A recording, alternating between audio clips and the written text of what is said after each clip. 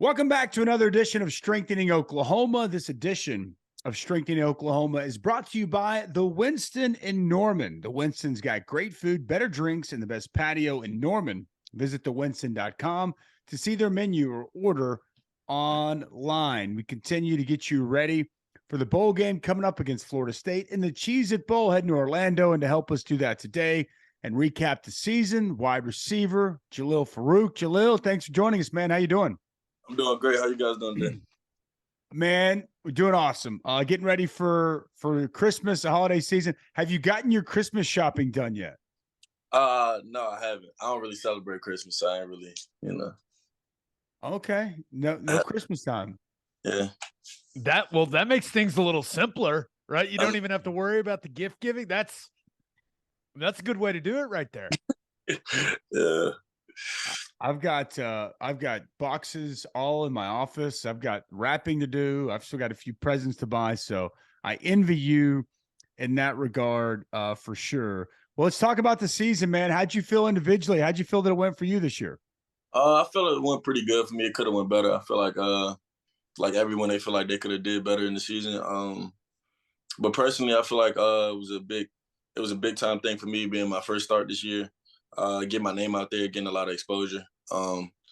Just being able to put myself out there, set up for next year so I can have an explosive year. That was big for me, especially not being able to see the field at all last year. It was definitely a confidence booster just being out there and just showcasing my talent and everything. So definitely a win for myself. Just feel like we left a lot out there as a team. Definitely going to have a better season next year. Looking forward to it. That's so the way that I've kind of thought about it for you, at least, is like this year was the appetizer.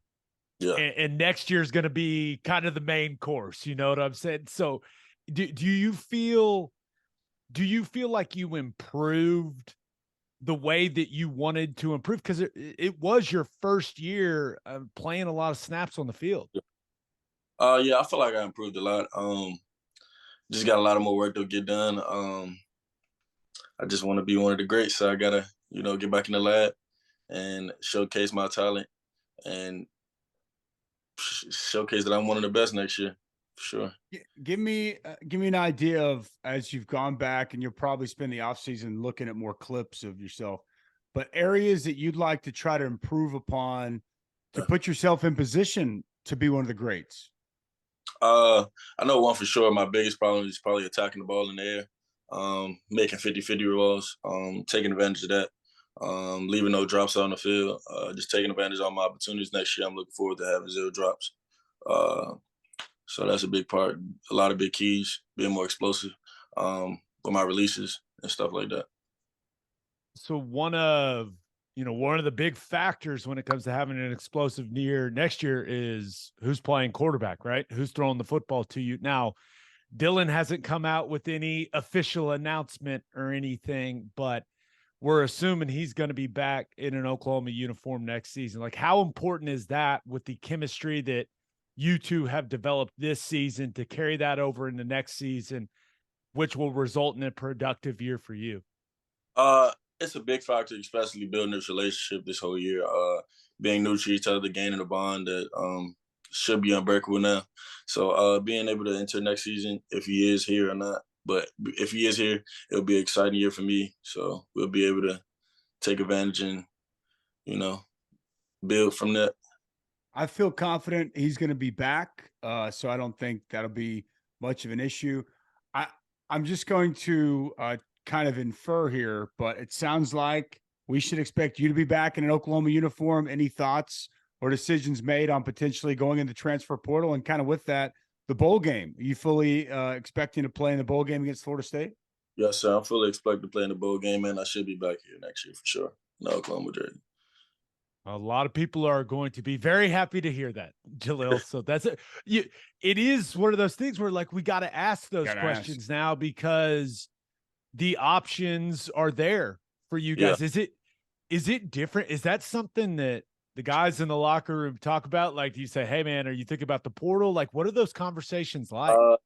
After every season since, especially now, the big NIL thing, that's the main talk you hear in the locker room is about the transfer portal, who's leaving, who's not. You even talk about who's coming. It's just a whole bunch of conversation. Some people just talking. Some people just like the conversation, entertain it. Just said they're leaving just because for some attention. So, but it is a big conversation. Everybody has a lot of options to go a lot of different places. So, Yeah, especially in the receiver room. yeah. Theo, we've loved having Theo a part of this here, and he's been a great Sooner. He's obviously entered the portal. Wish him well at Missouri. And then Marvin, we've talked to Marvin about that here on the show, and Marvin even said that he's put in for the NFL, doesn't really want to utilize the portal, but based off of what his projections are, conversations you've had with those guys, just what was that like with Theo entering the portal and leaving, and then obviously, Marvin, if you're coming back, does that you trying to recruit him? You trying to give him a little bit of added, added incentive to come back and join forces with you? Yeah, for sure. Definitely with Marv. I've been trying to get him to come back. We can run it one more time. It's always be fun, especially me starting this year. I'll be starting with him next year. Be fun playing with him again. He's a great dude. With Theo, it's been a guy that took me under his wing coming in here. He dealt with a lot of things. One thing I could say, one guy that I know has dealt with a lot of adversity is him, and he's overcome a lot. So I wish him the best, and I hope he makes his way over there in Missouri. Yeah, I know you guys had become tight, so it is one of those things you hate to see him go, but you really hope he can go have a ton of success, right? Sure. There with the Missouri Tigers. Now, let's talk a little bit about the bowl game, man, because first of all, exciting to hear that you will be playing in it, right? Because you never know these days. But what was your reaction? What was your initial reaction when the matchup with Florida State was announced? I was definitely excited to see us play another SEC team. Get that exposure before we enter that league eventually. So I feel like this is a big breakout game for us. So we have an ending out with a winning season. Just got to come out. You got to, be explosive, take advantage of opportunities, win the one-on-ones, and I feel like we'll have the win. Have you had a chance First of all, I love him moving Florida State to the SEC already. That's been a talking point for a long time, but they're not in the SEC yet. Oh, they're in the ACC for now, but yeah. There's been rumors for quite some time that the SEC would be very interested in luring them into the conference. And Florida State would be very interested in being lured into the conference. I think that would be a match that could potentially make a lot of sense on both sides. Have you had a chance to watch much of Florida State? I mean, they really took a big step in the right direction this year. Have you taken a deep dive yet into their defense and what you guys are going to be facing? I haven't looked in a lot. I took in a little bit. I definitely looked at a couple of the corners. They like to press a lot. They love run a lot of man and everything. So it'll be a big game for our receivers to make a lot of plays, things of that nature. I haven't just sat there and watched a whole bunch of film, but I definitely took a look at the corners we're going to be facing. Now, one of the things about this time in the season is, while you're not playing games, still very busy, right? With workouts, with finals, like all that stuff. What's your schedule like right now, Jalil? Just especially dealing with finals right now. Just been focusing on studying that, trying to get a workout in every here and there besides our workout we do with the team. Just trying to stay in shape, get a little jog going in. Just pretty much it. Just finishing up school, excited about that. So, you guys had, I think y'all practiced last weekend, yeah. and then I think after finals, you guys start to. When do you guys actually start to game prep, practice, and kind of lock in for this final game of the season? I think our first practice maybe be the end of this weekend, if I'm not mistaken, maybe Saturday. So I think that'll be our first practice fully loaded. So on the school side of things, yeah. How are we feeling about the finals? How are we feeling entering it? Feeling good? Worried about anything? I'm feeling phenomenal right now. I think this is my best year so far. I think this is the most focused I've been. I feel like my freshman year was decent.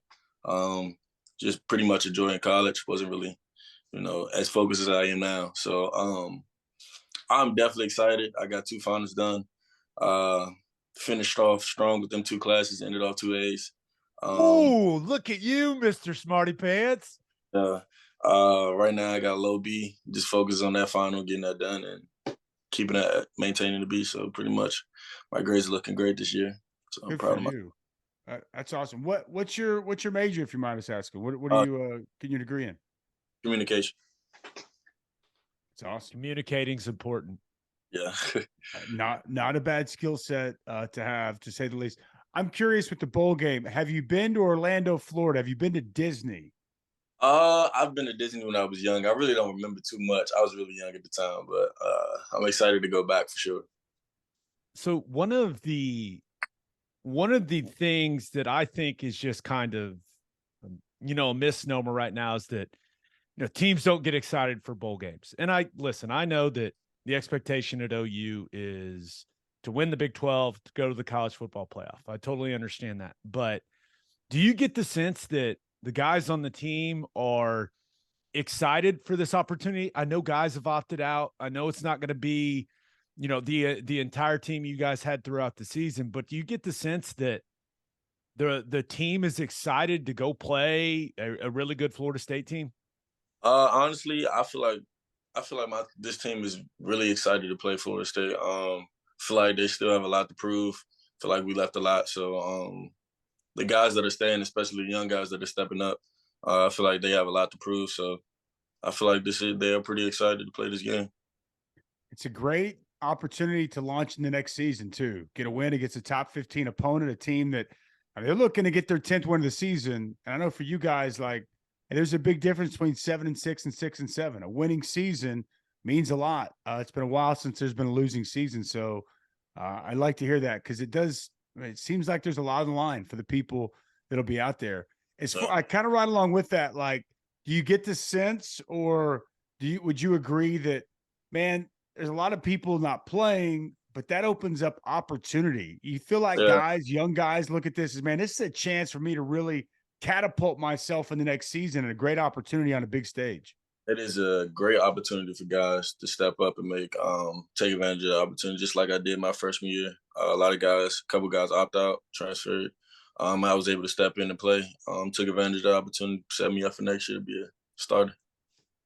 Yeah, you have firsthand experience with it, man. That's a great point. Make sure you're going and telling those young guys that. Be like me, Yeah, I already did. You got to take this opportunity, especially when people leaving, opting out, and things of that nature. So Go ahead. No, you go ahead, Dusty. Sorry. I was just going to say, before we get to the fan questions, the last one I was going to ask you, with the transfer portal and with the relationships that you guys have all across college football, like, is there any recruiting going on? Like, maybe you're getting recruited or you're recruiting other people. How many conversations are had out there? Like, yo, come over here, join forces with us. Because, like, I was listening to Jordan Travis, the quarterback of Florida State, on an interview.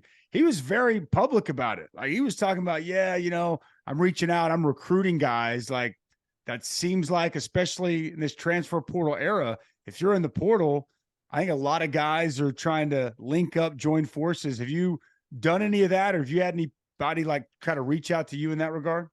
Absolutely. I've reached out to a couple of guys I'm trying to recruit. I've been doing a lot of recruiting. Um, you build a lot of relationships coming up, and everybody coming out of high school dealing with recruitment. So you build a lot of relationships, things of that nature. So especially with the transfer portal, everything going on now, I've had a ton of people who just have simple conversation, ask me to come join them, and I've asked them to come join me. They've been back and forth. So I'm trying to build at OU. I'm not trying to go anywhere else. So, but a lot of people have reached out to me and asked me. Love that. Last one before we get to the fan questions, Jalil. We've talked to you throughout the season about developing as a leader, right? Yeah. Getting out of your comfort zone a little bit, being more vocal. How do you feel that your leadership, maybe even the style of your leadership, has developed and evolved this season as you became one of the prominent players for this team?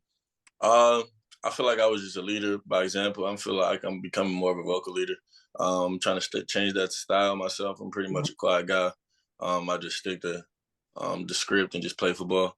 But I'm starting to be more a vocal leader, just trying to get my message across by using my words.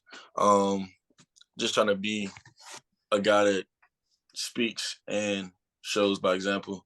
Trying to be an all around leader, all around leader on and off the field. So I've been working on that a lot. Love to hear that, man. Love to hear that. All right, let's get some fan questions in here. Fan questions, as always, brought to you by Love's Travel Stops. Visit loves.com for more information on the nation's leading travel stop network that's headquartered right here in the great state of Oklahoma. Larry M. wants to know, what was your favorite play of the season, Jalil? I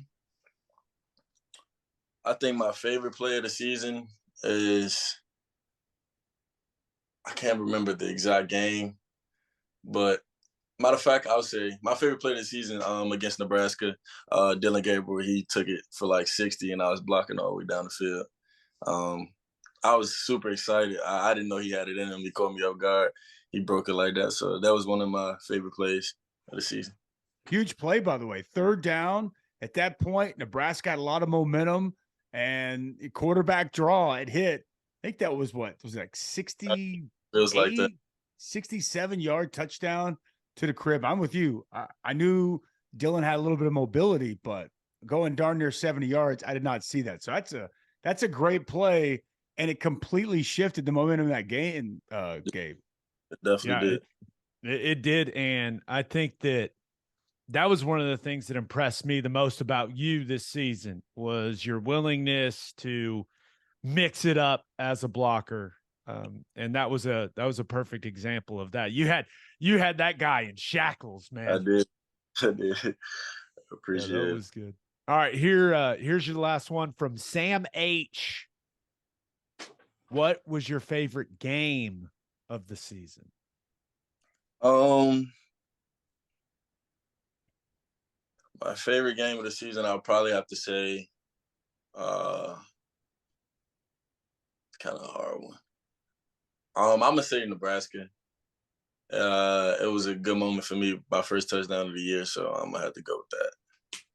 It's a big win, man. It's a big win. I mean, I think after that game, you guys all the way up to number 6 in the country. The optimism was flowing like wine, and the vibes were high. The vibes were high.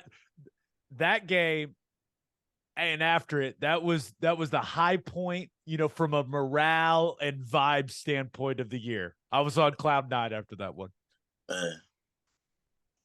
Yeah, I just got to find a way to get back there and achieve that heading into next season. A win against Florida State in the Cheez-It Bowl would definitely help in that regard for sure. Jalil, as always, man, great stuff.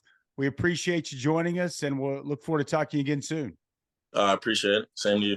Big thanks to Jalil, and now it's time for me and my man Gabe to break it down. The breakdown brought to you by the Oklahoma Proton Center. It's one of the top cancer centers in the region using state-of-the-art proton therapy. Oklahoma Proton Center, more than a cure, quality of life. Enjoy talking to Jalil right there.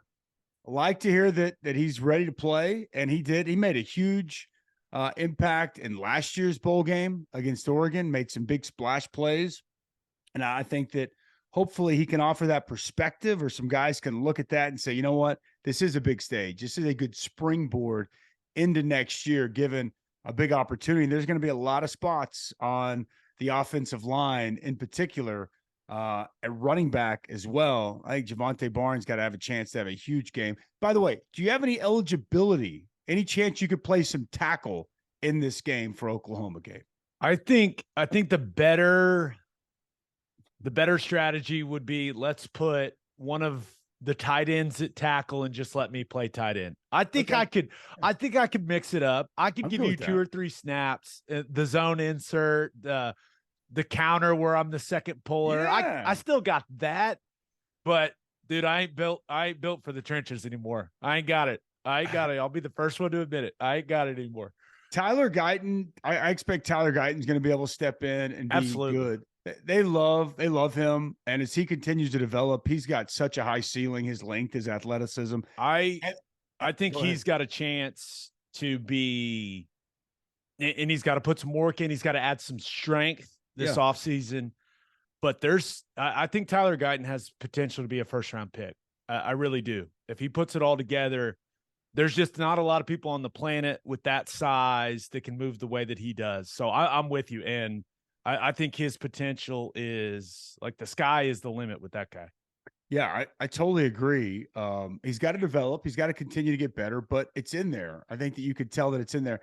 And I know going back to fall camp, they were really excited about a couple of those freshman offensive linemen, in particular, the offensive tackles. So I think we'll probably get an opportunity to see a couple of those guys.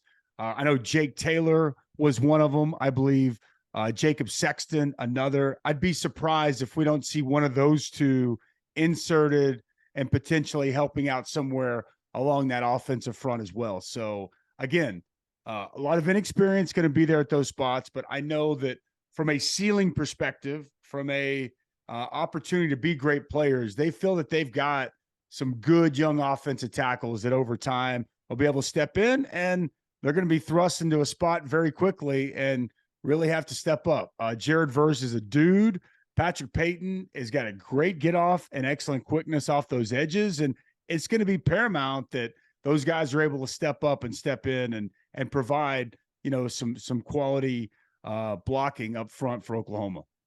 And the good thing that I think some people may not realize is Jeff Levy and Bill Beanbo are not dummies. No. They are not just going to leave Jacob Sexton on an island all game long with future first-round pick Jared Verse.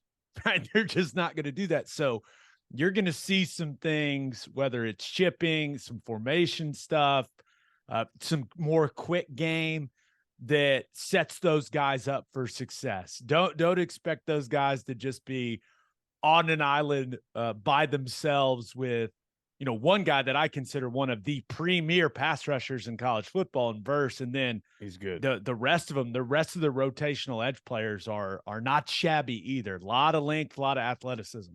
Peyton's really good. He's quick, first step, twitchy. Jared Verse, he's got power, he's got speed, he's got a little bit of everything. He's a dude, really nice player. Huge transfer portal pickup that they got this year. That when he was banged up early, when he's in the game, difference maker, and somebody you have to identify essentially every snap. As far as Jalil goes, I was glad to hear what he said about what he wants to work on. I think just attacking the football, like he said, is going to be huge for him. More consistent catching the ball, because when he gets the ball in his hands, man, he's elite. Like, he's a big time player. His numbers after catch, after touch, they get him the ball a lot right within the first couple of yards of the line of scrimmage. He's really good. But I did think, and as he acknowledged, a lack of consistency going up and getting the football. And that'll be, to me, that's where he takes that big step. That's where his growth and maturation process really need to come. But the fact that he knows that, he's open to addressing that and getting better in that area, I think that's big, man. And if he can do that, got a chance to be a really, really good receiver for Oklahoma next season. Yeah, he, with the skill set he's got, with how talented he is, he should be a 1,000-yard receiver. I mean, he should be. You got to, and you can factor in some of the rushing stuff that they did with all the speed sweeps and stuff like that. I think he showed a lot of good things in those situations this year. But yeah, I think that Jeff Levy, they got to find some more ways to get him the football in the passing game next year. With how talented and strong he is after the catch, like, he catches it and almost turns into a running back, and it kind of goes along with the way that he's built physically. So I expect a big jump in production for him next season. He needs to have a big game against Florida State. I mean, Yeah. The offense in general needs to have a big day, because it's going to be tough for that defense to completely shut out or slow down Florida State offensively. So he's going to be a big factor. I think Javante Barnes is going to have a chance he needs to have a big day as well. Obviously, Marvin, I expect they're going to try to find different ways to get Braden Willis the football, whether it's down the field, around the line of scrimmage, speed sweeps, maybe even you could even put Jalil back there at some running back. I mean, we've seen him play some wildcat at times. I think just be creative, get him the football quite a bit. He's going to need to have a role and play a factor. I think it's fascinating about the portal and just about the way a lot of these players recruit each other. I mean, we see it at the high school ranks in high school recruiting, right? I mean, it's going on right now. I mean, Jackson Arnold might be as big of a recruiter as there is. I mean, he's constantly trying to work on guys, get them to join forces. We've seen this for a while now. I mean, it's not anything new, but the portal, and now that it is so open and these guys go to so many camps together, and the world's just gotten smaller via social media, and especially in the college football landscape with so many, from a recruiting standpoint, coming to high school, so many different camps, and they get to know one another. And I think that's key, that you have players reaching out to and, just trying to say, hey man, come on, this is what we have to offer here. Offer firsthand experience and knowledge as to what's going on. And love to hear the fact that whether it works or not, we'll see. But Jalil's at least working the phones, trying to get guys to come to Oklahoma and join forces, because I think you got to do that now. I think you got to have guys. Obviously, coaches are doing the exact same thing, but I think you have to have players that have the willingness to say, hey, man, there's good stuff going on right here. You need to come link up and come join us with what's going on. Yeah, and that kind of just lends to the importance of, if you want to be an elite program, you got to have everything going on, right? You got to have great culture within the room. You've got to have elite level coaching. You got to have good systems offensively and defensively that project to the National Football League. You've got to have your NIL stuff in place, because these kids are talking, man. It's clear. You heard it from Jalil. Like, these kids are having extensive conversations about what they're getting, the type of coaching they're getting, what it's like on a day-to-day basis if you come play at Oklahoma. And luckily, I do think, and we've heard it from some high school recruits here lately, like the culture that Venables has established, I think that has been received very positively. Yep. And that's become a good selling point, right? BV and what he's trying to do here. But yeah, that's why you and I have worked to try to get all of the collectives at Oklahoma to start working together and all this, and that's still in that process. But you have to have everything now, because all these kids are talking to each other. Yep. So you have to have it all, man. And that's just, it's no longer like, hey, how close is it to home? Can they get me to the league? Like, there's so many factors now, man. It's crazy. There is a lot of factors. And I think every kid, whether it's portal or whether it's high school recruit, different factors for different folks, right? For some people, it is proximity. For some people, it is NIL. For some people, it is culture. For some people, it is who develops players and gets them in the league. So the reality is what you said, you got to have it all.